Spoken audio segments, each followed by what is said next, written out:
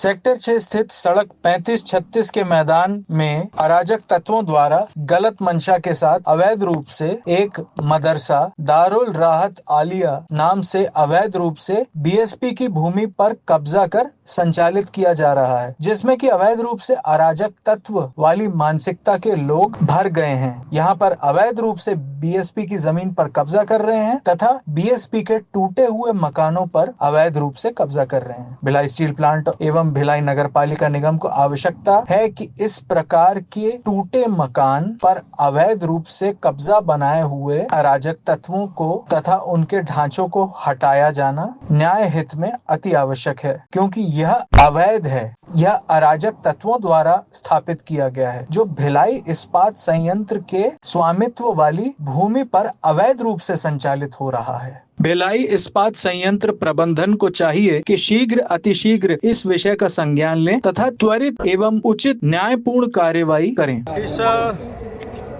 TA building को घेरेंगे। जो प्रबंधक यहाँ पर जिसकी सुरक्षा के लिए यहाँ पर वेतन प्राप्त करते हैं और उसी का सुरक्षा अगर इन्होंने नहीं कर पाए तो इनको इस दायित्व पर रहना और वेतन प्राप्त करने का कोई हक नहीं बनता है। ये ध्यान में आया है कि रायपुर मौदापारा संतोषी नगर से आपराधिक प्रवृत्ति उधर से अपराध करके आकर के कंडम पड़े क्वार्टर्स में यहाँ रहते हैं। यहाँ कुछ अधिकारियों को बीएसपी के अधिकारियों से सेटलमेंट करके या दादागिरी करके अवैध गतिविधियों का अड्डा भिलाई को बना रखा है और शासकीय जितने भिलाई स्टील प्लांट की खाली ज़मीन है उस पर कब्जा करने का मदरसा मजार बना देने से हिंदू समाज में भय उत्पन्न करना, हिंदू समाज संगठित होकर के खड़ा नहीं हो पाएगा। और ये अधिकारी जो होते हैं वैतनिक होते हैं, हम क्यों झंझट में पड़े, ऐसा टाइम पास करके चले जाएंगे।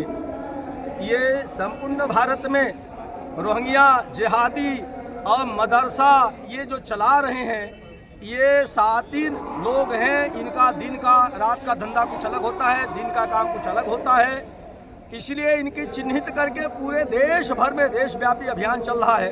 उस अभियान के तहत भिलाई स्टील प्लांट का करके हम लोगों ने किया है दिनों का मोहलत दिया और ये हमने 1 हफ्ते का मोहलत दिया है। इसमें मुझे विश्वास सूत्रों द्वारा ये जानकारी लगी है कि यहाँ के प्रबंधन बल मांगता है तो बल इनको 5 से 6 सिपाही केवल दिए जाते हैं। मैं इसका भी गृह मंत्री जी से बातचीत करूँगा कि ये किसकी दुस्साहस हुई कि इनके द्वारा बल मांगा गया और 5 से 6 केवल सिपाही दिए जाते हैं जिसे कार्य करने में अक्षम रहते हैं।